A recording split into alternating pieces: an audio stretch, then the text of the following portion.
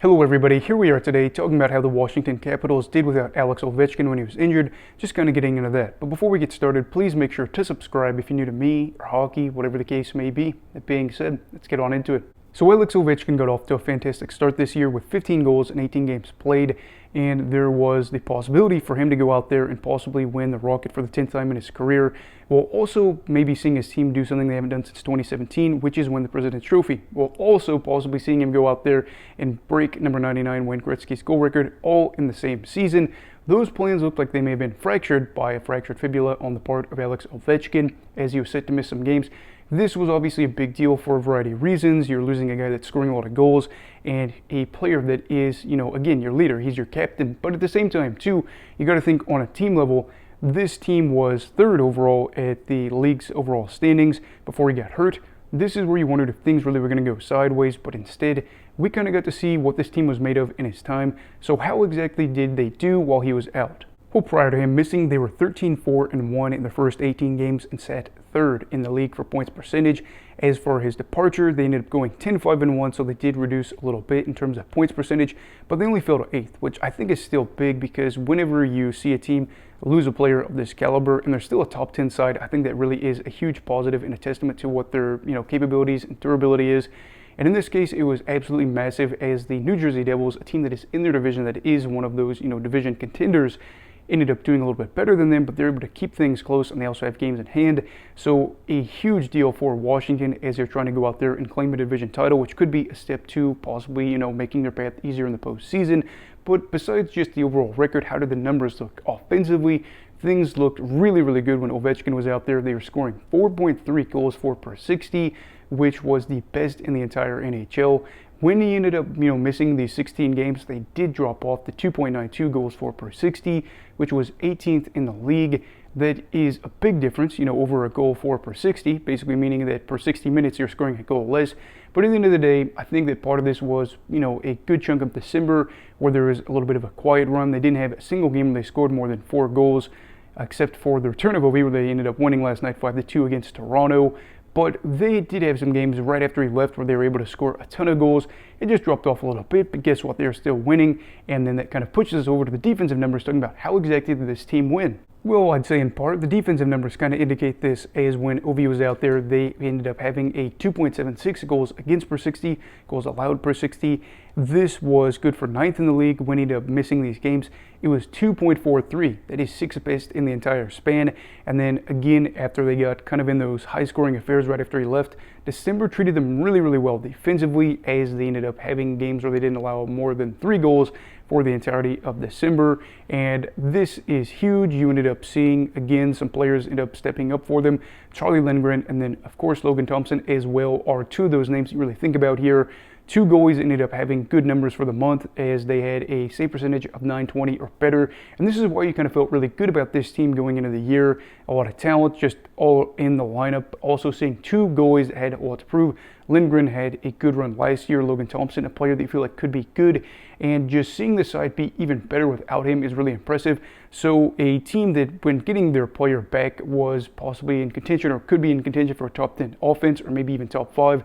Also was a side that was a near top 5 team defensively when he was out, and when he returns, probably should still stay a top 10 if things kind of continue the way they are. Now, as for who could stand to benefit from the return of Ovechkin, I think Dylan Strome may be one of those guys.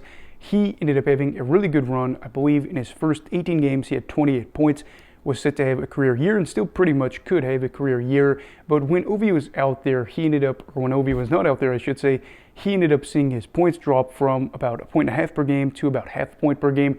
This wasn't the end-all be-all, because again, the line of him and guys like, of course, Connor McMichael and then Tom Wilson ended up having good results, shots and chances and whatnot. But I think it's pretty clear that his points did drop off, and you'd like to see him go out there and again produce. He's first in the team for points, so you'd imagine with him going out there and a return of Ovi, maybe he's able to go out and have, again, closer to a point per game or more, and this offense can really come to life as they do play a lot of minutes together.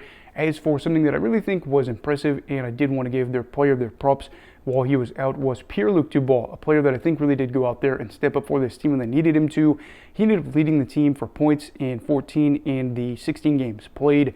This is a guy that we've talked about. We've always wanted to see more, and I think in this stage, he was able to help out. Maybe his numbers weren't, eye-popping. He only had 4 goals in this time, but he led the team in things like high danger chances and rebounds created. Again, that's kind of a stat that really heavily relies on the goalie not stopping the puck, but just had good numbers overall and was a threat for this team offensively, and was one of those players that did help out when maybe they could use a little bit more offense and maybe they could try to find a way to make things happen, and it was at 5-on-5 and things like that too. So to see the return of Ovi may be good for a Strome, but also maybe Pierre-Luc Dubois feels a little bit better, feels more ready to take on a bigger role and have kind of a good run with this team. And that's really what's kind of exciting if you are a Washington fan, thinking about how this may have actually got this team in a good spot for the playoffs. So overall, what are my parting thoughts? I think this is going to be a good thing, of course, for Washington. I am kind of curious to see how things go with the power play. Ovechkin has been known to be a guy that scores on the man advantage, but the power play was not very good when he was out there at the start of the year. Things actually got better without him, but I do feel like he is a player that if he's able to find that scoring touch again, things will continue to be really good because he can have monster years on the man advantage. So hoping things kind of continue, at least tread water there, but it's not been as good of a year as you're hoping for in that regard, in that category. But at the end of the day, this is still looking to be a good thing for the team and a spot where they're already in a great position. The rich get richer out in DC, and in this case, we're talking about the Capitals here as they are getting him back in the lineup, and this is a team that sits 4th overall in the league standings at time of his return and is a group that has games in hand against those teams that are above them right now, and that is huge as he might go out there and win the President's Trophy for the first time since 2017. And it would be amazing to see for this bunch. And I think one of the odd things about this, you could see even propel them further, is the fact that they have the 31st hardest remaining strength of schedule for the year, basically meaning that they have a pretty easy run to possibly going out there and winning all the games. And they're only 17 wins away from getting to what they had last year in less than half the time. So you really see what could be a massive year for Spencer Carberry and his Caps. And I'm hoping that, again, with the return of Ovechkin, maybe we can continue to see them be in that spot, contend for the President's Trophy. We're also seeing maybe go out there and break Wayne Gretzky's goal record. I don't know, the Rocket might be a little bit hard to go out there and claim, but still a massively good year for Ovechkin and this team. And to officially close this out, I do just want to say that this is an impressive feat for Washington to go out there and not only prove that they were a good team with him, but also without him. And I think at the end of the day, this goes a long way in proving this isn't a fluke run in general. We could have said maybe that if they go in a slump, even with Ovi, oh, they just aren't as good as we kind of thought at the beginning of the year. Or maybe that was just a little bit of a hot start. But instead, this is kind of backing up them being not only a team that had a good start, but is just a good team in general. We're about halfway through the year, and they've positioned themselves very nicely to have one of their better years in a while now. And as a team that very well could finish top 5 in the league at the end of the season, I don't think they'll go out there and claim the President's Trophy. But, if they did, again, a major testament for this organization where the fans kind of felt frustrated in recent years, wondering how things were going to be going. But we will see. And, of course, we'll see how everything can kind of continue to go for the guys that did better maybe without him, or some guys that, of course, are looking for him to return. But anyway, what are your thoughts on the Washington Capitals and how they performed without their captain, Alex Ovechkin? Let me know down below in the comments. Also, please make sure to let me know if you think they'll win the President's Trophy, and like this video if you enjoyed it. Subscribe if you're new. Everybody stay safe. Have a great night. And you love hockey, all right. Goodbye, Brigadiers and Brigadettes. This is your captain signing off. Have a great night.